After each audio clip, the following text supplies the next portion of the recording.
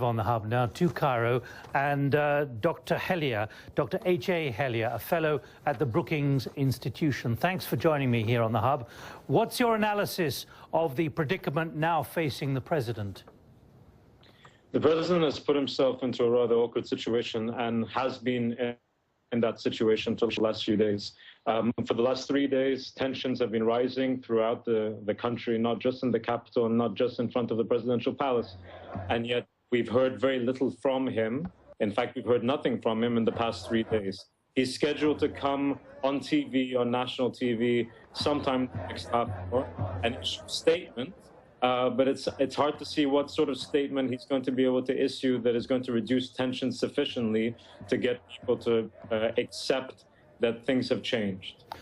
What's your analysis of whether he's doing this, this move towards greater power for the president, maybe authoritarianism? Is he doing this on his own initiative, or is he being pressed from behind the scenes by those who are more radical forces inside the Muslim Brotherhood? There have been suggestions of that. Obviously, we have no way to prove that one way or the other. But it remains to be the case. He is the elected president of this country. People have died in front of the presidential palace in clashes that are a direct result of decrees and proclamations that he has issued, which means that he is responsible for maintaining order and protecting the lives of every single Egyptian citizen in this country, whether they support him or they don't.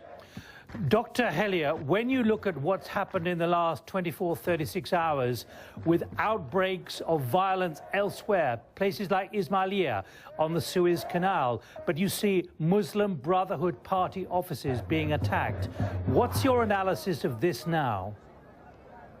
The violence that has been inflicted upon the Muslim Brotherhood offices and the FJP, the Freedom and Justice Party offices, as well as members, is, as far as I'm concerned, highly regrettable and something that the opposition should oppose with every fiber of their being. Having said that, this is not a fight between two equal sides in the country. The Muslim Brotherhood is the ruling party in this country and has behind it the institutions of the state. The opposition is fractured, incredibly difficult to organize behind and unite.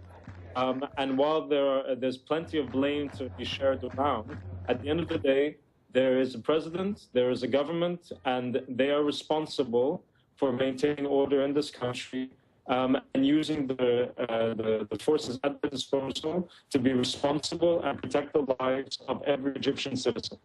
Finally, though, whether party or not, what about the emotions? What about the polarization now of emotions, both one way or the other?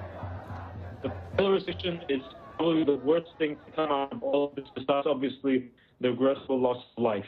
And this is another reason why it is really imperative that the constitutional referendum that is due to take place on December 15th must be postponed. And this process has to begin again afresh. Because at the moment, there's nothing that comes out of this except a deepening polarization and making tension worse and spreading throughout the country. I don't see any... Dr. Hellyer, thank you very much indeed. The webcam and the broadband connection are breaking up, I'm afraid, so we didn't hear the full extent of your answer about polarization there in Egypt.